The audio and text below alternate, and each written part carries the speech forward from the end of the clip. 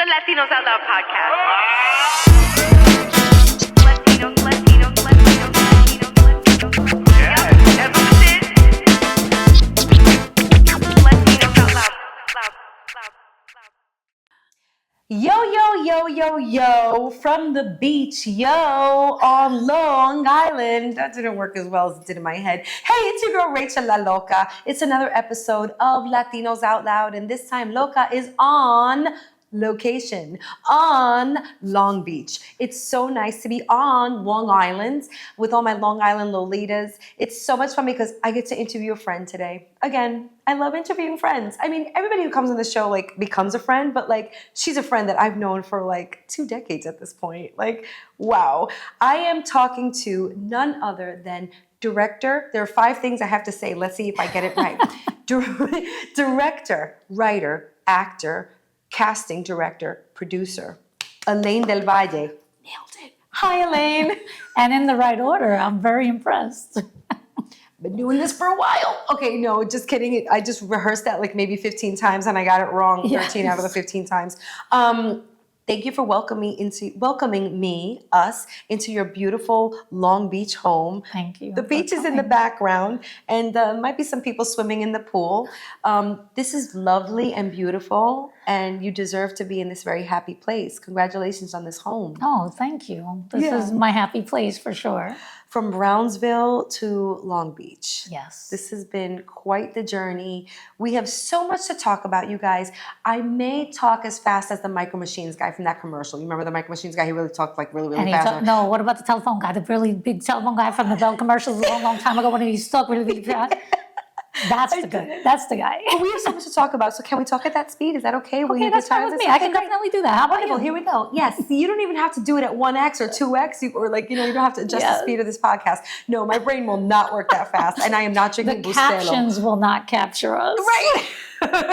We're too fast for captions, people. I love that so much. Okay, we have a lot to celebrate, more than this home, but like before we get into the nitty-gritty, because I want to talk about a lot. Okay. You've done a lot. I've been around a long time. I mean, you're not old, so like you haven't been around like that long, but in the time that you have been around, you confessed to me that you're a workaholic.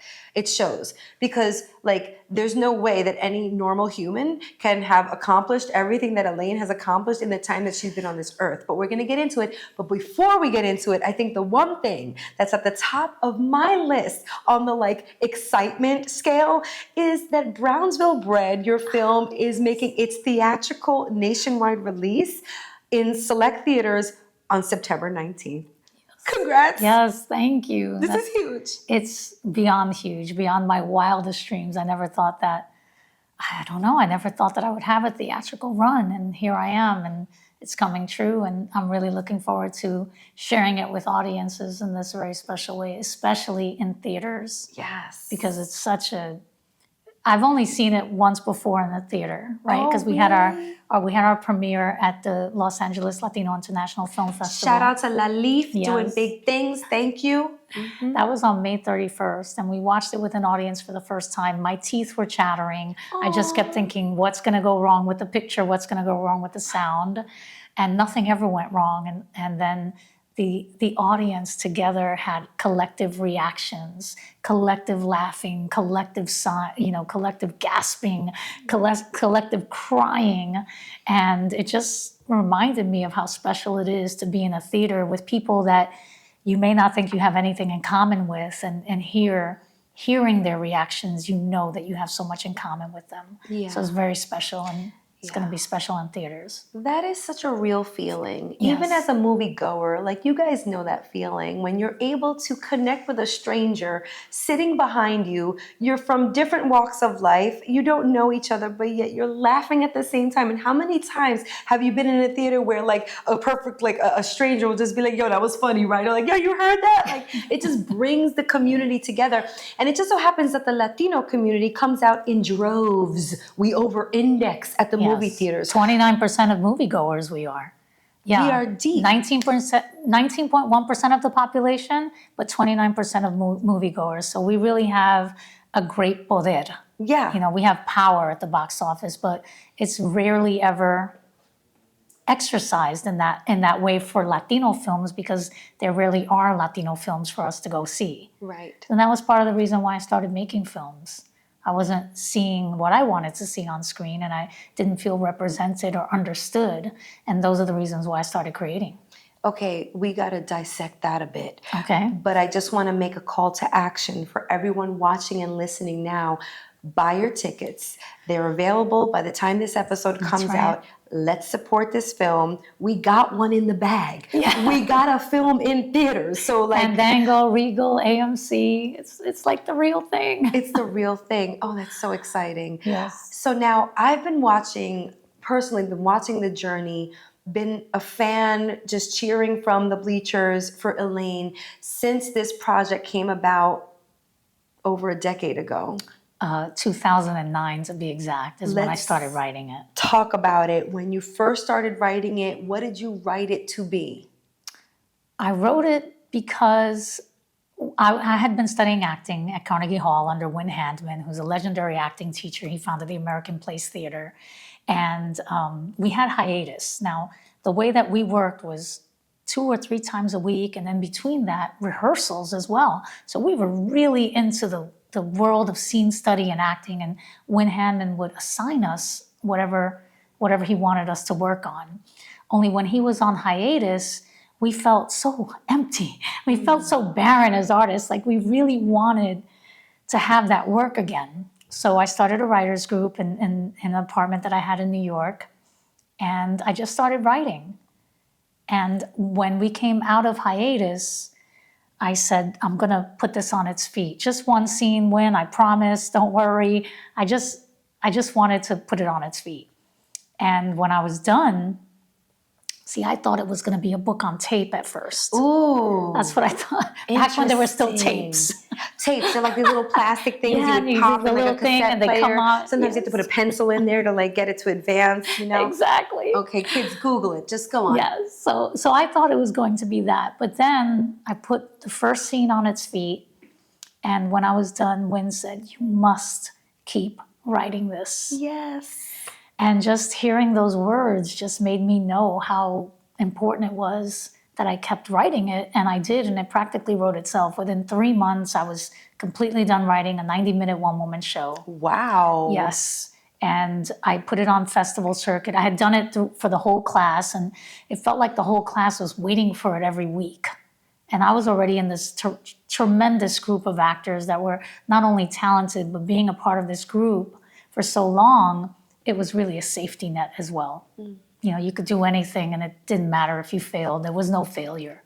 It was just doing. Support all around. Very much support, yes. Yeah. And then I started putting it into festivals, and it was winning the festivals. I had to shorten it for certain festivals, and no matter what festival I was in, it would win. And then he just told me, just keep doing it, Elaine. So I started splitting the box office at the New York Poets Cafe with them, and just taking on Tuesday nights. Yes. And I grew the audience. It became the most successful run in the history of the New York Poets Cafe. Back then it was 34 years. Wow. And I just kept doing it. Finally, someone came in, they picked me up, they gave me a regional run, and then they brought me off Broadway, because they were allowed to bring 1 play off Broadway per year. Wow. And they brought me. And I also performed it at schools, colleges, high schools, anywhere that would have me. Time Warner, Time Inc., corporations would bring me in all the time, because it felt like an impactful story that kind of bridged communication between people. Was I at Time Inc., at Time Warner, when you brought it over? I don't know. I did it as part of, back then it was, I think it was called the Viva Group. Hola. No, it was the wasn't Viva Ola? Group. Ola did come to see at 59 East 59th Street Theaters. Okay. And then I ended up winning the Ola Award, the annual, I think it was the One Woman Show Award, or the Play Award, I don't remember, but... We had the ERG group. I don't know, but whatever. We don't have to cross-reference timelines right now. That's not what this episode is for. We'll do that off the record. Okay, so the history of this show, which there seems to be a lot of, did you ever think, or did you have an inclination, a feeling that this was eventually going to be a feature film?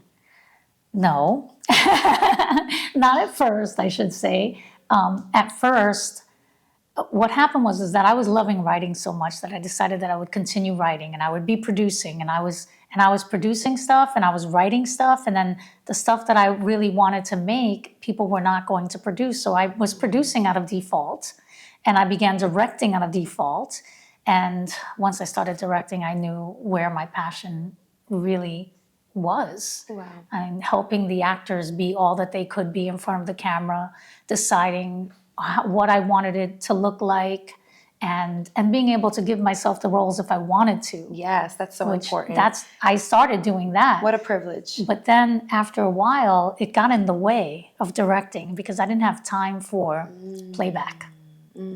So I didn't want to play anything back that I had to watch myself. I just wanted to direct the actors. Interesting. And tell the story. And so I really fell in love with directing through the whole process. And knowing whether or not it was going to be a feature film or any kind of film, that was from me directing things, wanting to continue to direct things. I started directing short films. I started with a web series. And then... Which web series? Well, first I was producing a web series, but then I wrote and directed and produced Reasons Why I'm Single. With the letter Y. With the letter Y, which I'm also in. And then I loved it so much. And Rashad Ernesto Green and I were on a panel. And he said to me, Elaine, if you really love directing, you need to start directing short films, forget about web series, and you need to start going on the festival circuit so that people can know you. Yeah.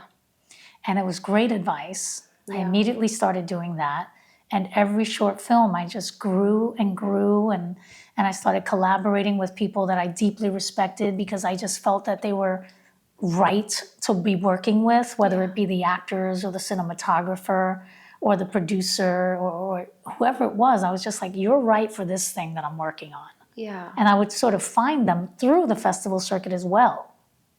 And speaking of the festival circuit, you've made some profound impact within like major festivals like Sundance and South by Southwest. Yes. Like, tell us a little bit about that experience, because I just want to point out, it's so wonderful to receive and give advice, especially when it impacts someone's career. And then you can just watch, like if you're the advice giver, to watch this person rise and elevate, that's a gift.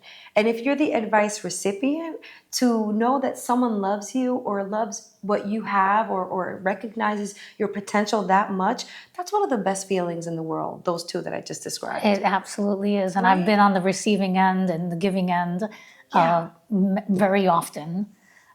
Sometimes both at the same time. I feel like everything is both at the same time, right? Yeah. So being at Sundance, the first time I was at Sundance as a producer, both times I was as a producer at Sundance, and I learned so much from the experience and the panels that they had. I learned so much. I still have such great takeaways that I use today. That's great. From those panels. And being at South by Southwest as a director, I mean, that was so profoundly impactful in my career in general, because also that's where my agent discovered me. Oh, look at that. Yes, You were yes. in the right place at the right time. They didn't even meet me. They actually tried to get into my screening that was sold out twice. Oh, wow. And they reached out to South by and they said, I'd like to screen this filmmaker's work. But so the festivals often give you an opportunity, they give you the option, if someone wants to screen your work, do you want them to screen it? Can we give it out? And I said, no. You can only give it if you make the introduction. I will give it. See, that's great advice in and of Yes. itself right there, to hold your projects with lock and key. People can get access to it, Right. but under your supervision. Well, not just supervision, but I wanted them to be able to meet me as well. Yeah. Because I feel like, I'm not just my project. I'm the projects to come. And in order to know that about me, you have to know a little bit more about me in order to see that. Mm-hmm. Otherwise, you're going to define me as just that kind of thing, which happens so often to every creative. They get pigeonholed into one thing. Yeah. And so I've been trying not to have that happen to me. But so anyway, with Brownsville Bred, it was actually Brownsville Bred as a short film, as a pilot that I had created back in 2022 that was on the festival circuit, that she saw the poster and she was like, I have to see that. And then she ended up talking with me, and then I shared with her the fraction of the piece, and she wanted to sign me and work with me right away, and we've been working together ever since. That's amazing. It is. And I said like the right place at the right time, but I also don't want it to be misconstrued, because I think often people will look at like the Hollywood or show business industry, which It isn't. It could give you an injury. You could sustain a lot of injuries from it, mental and physical. But it's not really about being at the right place at the right time, because yes, that happens, but you work yourself or you work your way into being in that place. And then the right time is the time, and then it just happens. And I really think it's any place that you are. I say you can find inspiration anywhere. Yeah. But as a perfect example, I was at a very no-name film festival. I won't even name it. No name. The No Name Film Festival. Yes, the No Name Film Festival. I've heard of it. And I watched a movie there that I did not like the movie at all. But I really loved the cinematography. And then I looked up the cinematographer, and I found out that he lived in Brooklyn. It wasn't even in New York, that film festival. And I looked him up, and then I reached out to him on social media, and I said, I really love your work, and I have this project coming up called Princess Cut. I'm adapting it from someone else's stage play, and I think you're the right cinematographer for it. Wow.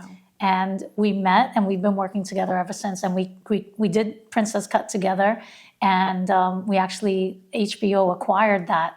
They licensed that short film for me after, and I won the HBO Latinx Director Award from that film. Yes, that's so great. So are short films a thing of the past for you? Are you like... No, I don't think good. think it's off the table. Good. I think I'm going to keep making. I mean, I love to create, and actually everything starts with a proof of concept for me, and anything can grow, right? So Brownsville Bred, I had not written the entire feature.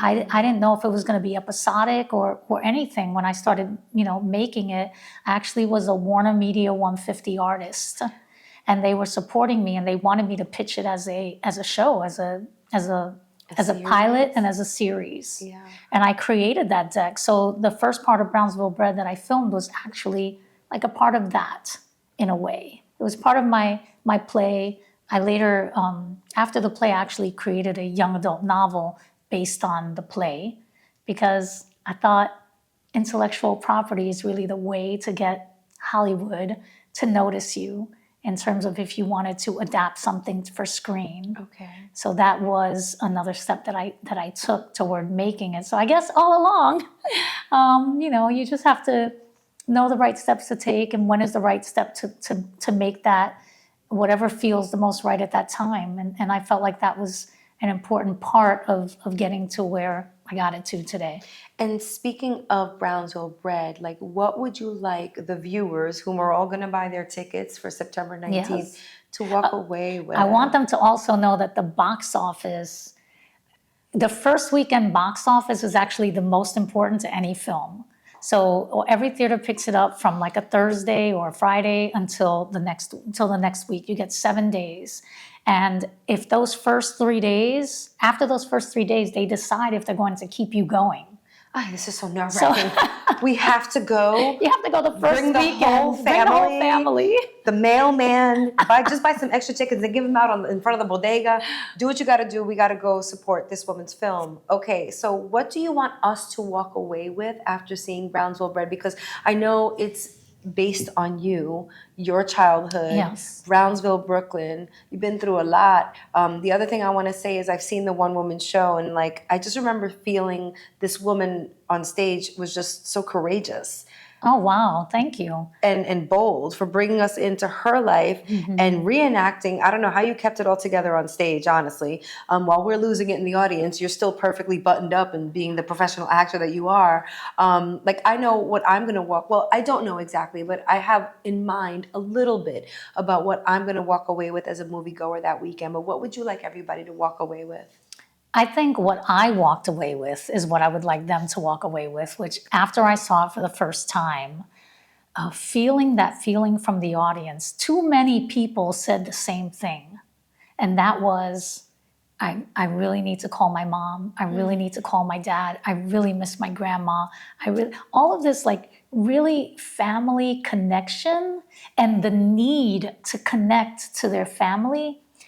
That to me, if they walk away with that feeling, right? Because they always say, and no matter what the story is, you'll forget the movie and what it was about, but you'll never forget how it made you feel. Yeah. So I want them to come away with this feeling of like appreciating family and wanting to connect. That's what I really want. That's lovely. Thank you. Speaking of connections, you are also very connected to Dora the Explorer. We're going to shift a little bit because I'm telling you, we need all day. We need to do like a never-ending podcast to really talk about everything that you've done and that I've been witness, and watching, and again, being the cheerleader in the bleachers for. Thank you. Dora. Likewise, by the Thank way. you. No, there's so much love right here. Like it's real. It's like Mary J. Blige, real love. Like, so you voiced a character on Dora the Explorer. You voiced a character on Go Diego Go. Yes. You're in the franchise family. Talk to us about your involvement with Dora. Oh my goodness. It was way back when nobody ever heard of Dora for the pilot that I auditioned. And it was a voiceover. And then I had a callback and I said, callback for a voiceover? This is insane. And it was up at Nickelodeon and I got the part. It was a Val the Octopus. And at the same year, Nickelodeon was also doing Oswald the Octopus. So they kind of scaled back on my character, but they ended up giving me more other characters. So I was doing that, and I had been on the show the entire amount of all the years. Wow. And then a couple years back, they started doing it again, and they invited me to come back as my original character, and I do other characters as well. So Val the Octopus and that. But they asked me to do Go Diego Go. And then, funny story, I'm a CSA casting director as well. Oh, we're getting to that. Yes. So one of the directors of Dora the Explorer, when she was casting this or helping to create and cast this new show that was going to possibly come out, she said to me, she asked me if I knew anyone because she knew that I had been casting. And I said, yes, let me put it out. Like, I'll do it for you. Let me put it out. And she said, no, we cannot put it out. It's got to be low-key. Oh. And she said, but if it does come out, I promise you I'm going to recommend you to be the casting director. Is this Alma's Way? That's Alma's Way. What? Yes. No way. Yes. Wow. So we just finished our 3rd season of that. And I am the casting director of Alma's Way. Yeah, and look at how it happened. And look at how it happened. It's relationships and keeping your integrity and letting them know that you're working. Like Holly, I don't know if I should say her name, but she's wonderful. This woman, she's known that I've been making things and known that I've been casting and just keeping in touch, just being genuine, keeping in touch. It's so great. So Alma's Way is going into its 3rd season. Yes. That's incredible. Shout out to all of our friends on that show. Marco Antonio Rodriguez, Victor Cruz. That's right. Summer Rose Castillo. Shout out to the whole Jesus Martinez, Castillo Annie family. Hank. So many friends of ours are on this show. It's such a great show. The woman from Sesame Street, Sonia Manzano, is involved. She created it. Oh my gosh, thank you for that. Yeah, she is incredible. And it's amazing how she stayed within the world of children's programming, but like our children, like now our children are represented. We had little subtle representations on Sesame Street, you know what I mean? But this is a show for Latinos. It's centered around one Latina female growing up in the Bronx. And I mean, how often does that happen? Like Brownsville Bred, I always say, Latina-led, Latina-driven. Like, how often does that really happen? Yeah. And it really doesn't happen often. No. So we have to celebrate it and, especially if it's really good. Yeah. And I have to say, I think it's really good. Yeah. I think Brownsville Bred is really good. That's so great. Yeah, it's going to be great. I am so excited for this opening. Just to go back to your casting director ability, and you're so good at this, at recognizing talent.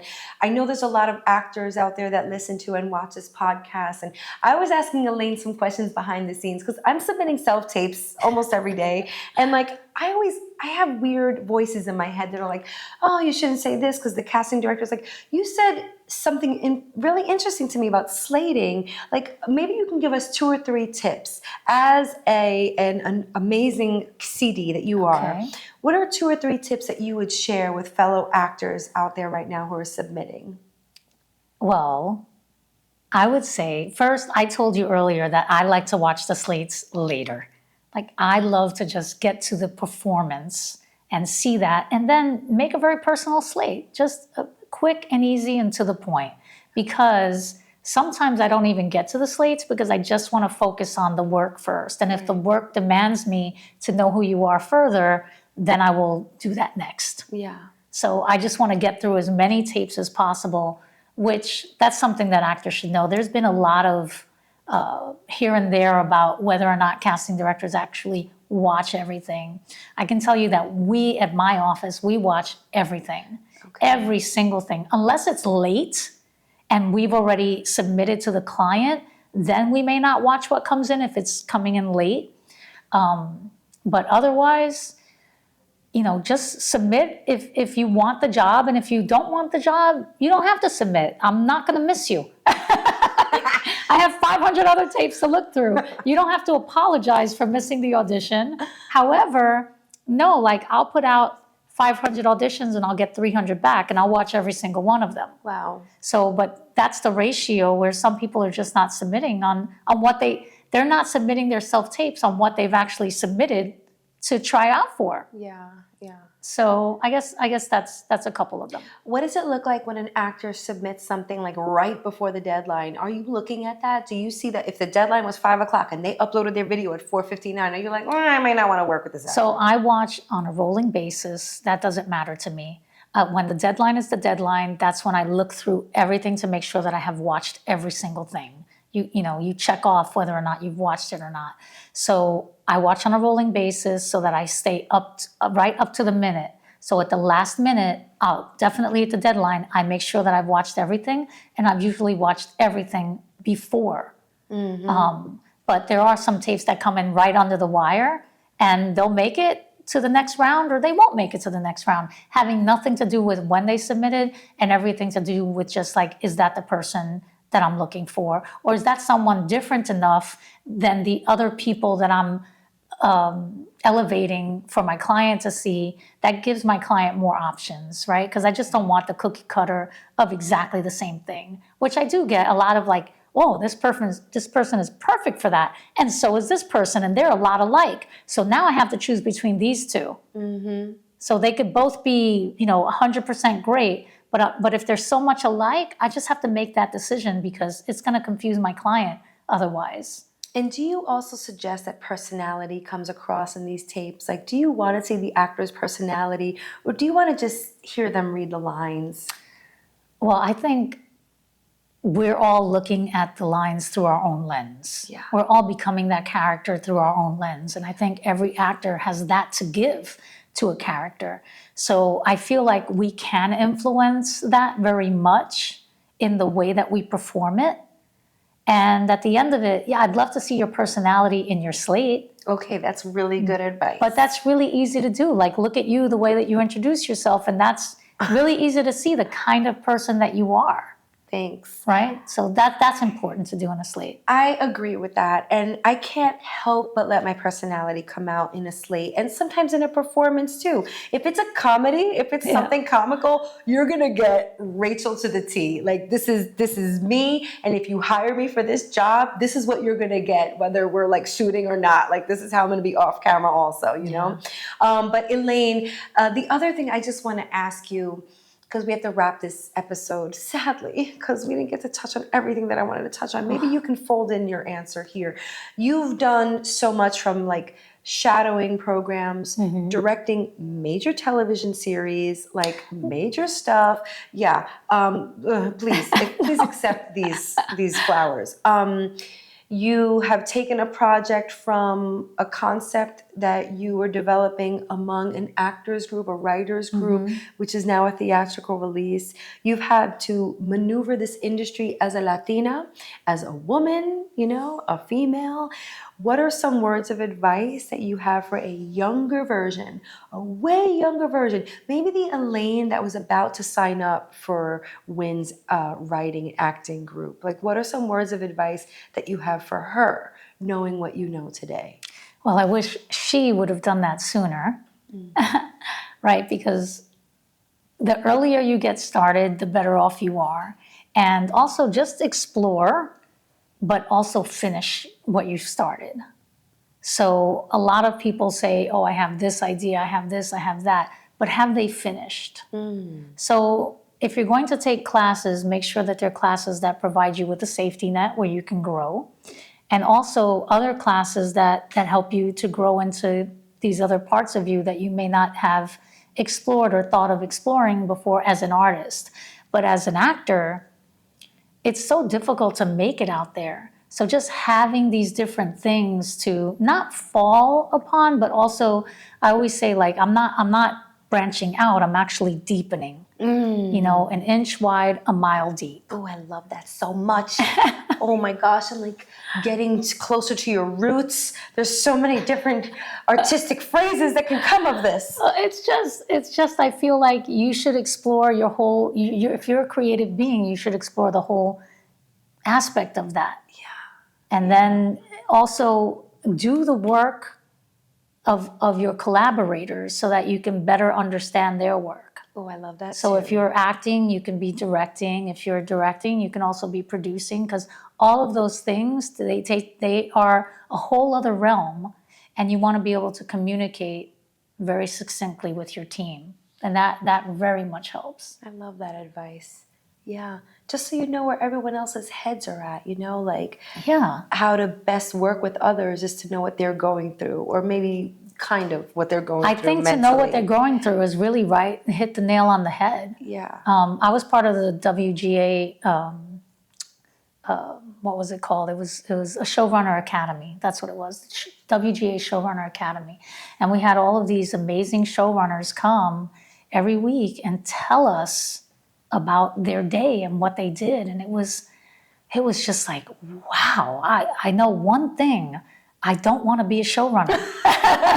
Like, I don't want that. I know what I want to do now. Like, I know I want to be a producing director. Like, that's better for me. But them sharing that wisdom, it was really a lot for me to take in, because they have done every aspect of it, and they control like the money of it, who's doing the casting of it, who's doing the directing of it, why it's so hard to break into episodic directing. You know, you really get to understand all of these elements, just the same way it's for an actor.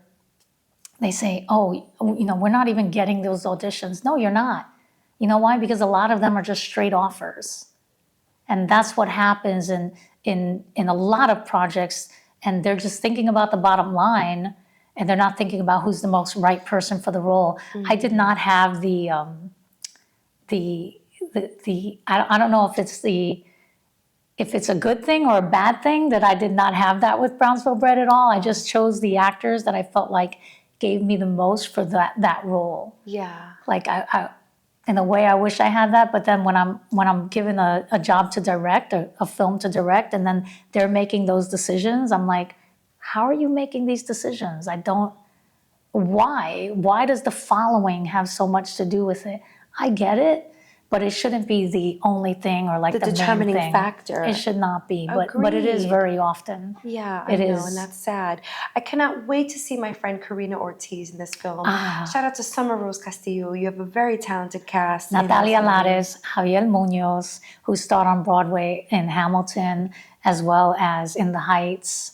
And he plays my dad. And it's very much a music-driven film. Not like a musical, but it's like A Star Is Born, you know, that kind of music, because my dad was a musician. So if you love music, any kind of music, because the girl, me, I wanted to be a rapper, right? So between hip hop and salsa, is Brownsville Bred. Yes, and that's so well said. Bars. Here we go. We're going to do a lightning round with Elaine. We're going to ask her some personal questions, and then we're going to let her go to her fabulous party. I may stay in her apartment, though, in her condo on the beach. I don't know. She doesn't know this yet. Okay, so Elaine, you've done some background work. Give us your most memorable background role ever. Okay. Donnie Brasco. I was a regular background person because I had to make my health insurance. And I would get all these very much featured roles, and I was like the arm candy in a scene.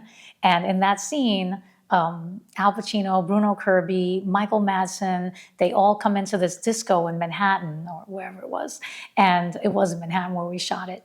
And the line is, get him a bottle of champagne, get him a Taylor, get him that. And then the person next to me was saying the line to them.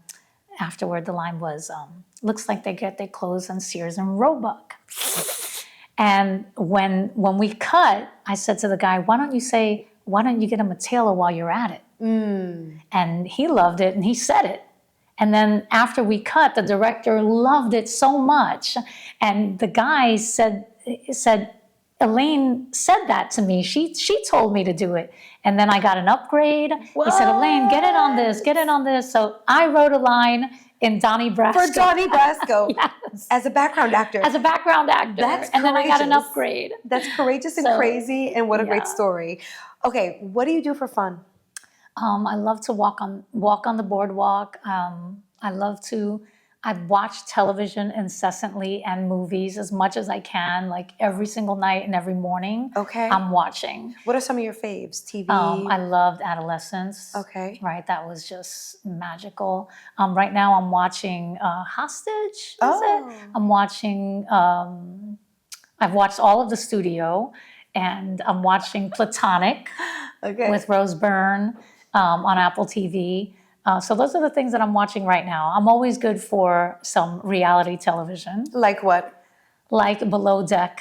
Oh, what's Below Deck? It's like people come onto a yacht, and it's really about the people who run the yacht. All the maintenance and service, the servers.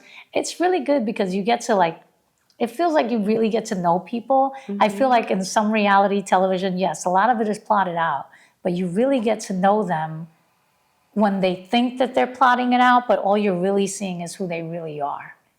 Okay, next lightning. This is great. A few more lightning rounds because I know you have a party to go to. Okay, do you go to sleep early or late? Very early. Okay. 8:30, because I'm usually up at 6 a.m.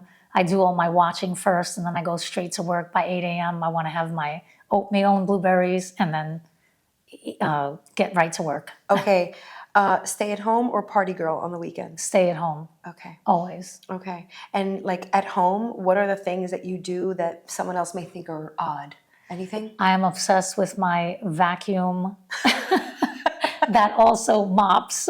Oh, like one of those steam Yeah, things? it's called a RoboVac. And I do it on my phone, and I could just see everywhere where it got, and it's like I'm obsessed with it. I love it. That's not weird. My husband hates it. He's like, can't you do that thing when I'm not home? I'm like, leave. I want to do the thing. It's amazing. So you track the robot vac and what it does? Well, it vacuums and it mops at the same time. That's amazing. Does it also make French toast? Because it sounds kind of... It should. Yeah. I don't eat French toast. It wouldn't matter. Okay. But I love this. I always feel like I'm very clean, and I'm not obsessive about it, but I love to have a clean home. This place is very clean, and I'm very scared because I am very clumsy. There's also a lot of white stuff here, so I'm trying not to touch anything. I've been walking around like this. Okay, so final lightning round question. What's one thing about you, Elaine, that people may not know other than your obsession with your robot vacuum? I'm married I'm with the same person for 27 years. Mm-hmm. We have children together, but not together. We've had them apart through other marriages. And we have 6 grandchildren now because I have step grandkids and my grandkids. And I guess that's the one thing that people may not know about me. That's lovely that you are such a family woman. I am definitely a family woman. You are around your grandkids a lot. That's the joy of my life. You have kids only so that you can have grandkids. Otherwise, don't have kids. Yeah, I've learned that. I mean, I know my mom loves me, but I think she loves my kids more than she loves me, and that's 100%. okay. Well, that's okay. I heard someone say it best, is that when we have a grandchild, we get to love our children all over again without the responsibility. Oh, I love that. So when your mom is over loving your kids, just know it's that she's really over loving you. Okay, don't make me cry. don't make me cry in this episode. Oh my God, that's so beautiful. I love that so much. I'm going to take that with me. Okay. Elaine, tell everybody where they can follow you on social media. Thank you so please. much. At Elaine Del Valle Director on Instagram, and at Brownsville Bred for the film, BRED, as in born and bred in Brownsville, Brooklyn. I love it. And let's make this movie some bread, Yes, okay? You know out what I'm September saying? 19th. Buy your tickets, Fandango, Regal, AMC. Tell everybody, bring a family member that you love, or just come again with family after you've vetted it. I love it so much. Thank you for your time. Thank you Thank for you. inviting us into your lovely Oh, home. thank you so much. And for all of the advice that you have shared with me throughout the years, which has been so much. Oh my gosh. You don't even know you're giving me advice when you're giving me advice sometimes. When you send me emails or you ask me to review something for you, I'm learning from that experience. So I just want to thank you for that. Thank you so much. I love What you. you do so well is give. You're such a giver. And it's just really nice to be one of those recipients. Thank you. Thank you. You guys, this has been another amazing episode of Latinos Out Loud. You can follow me at Rachel La Loca, Rachel La Loca. Follow the show at We Are Latinos Out Loud. You can give us a call. We have a phone number. It's 978-Latinos. Yeah, just spelled 978, Latinos. Give us a call. No big whoop. Thank you so much to Eddie behind the scenes. Thank you again, Elaine, for inviting us into your lovely home and opening up your heart for this episode. You guys, thanks so much. Oh, and make sure to check us out on the tube of you. We're on YouTube. Of course we are. It's for you and you and you on the tube. On that note, we out. It's the Latinos Out Loud podcast.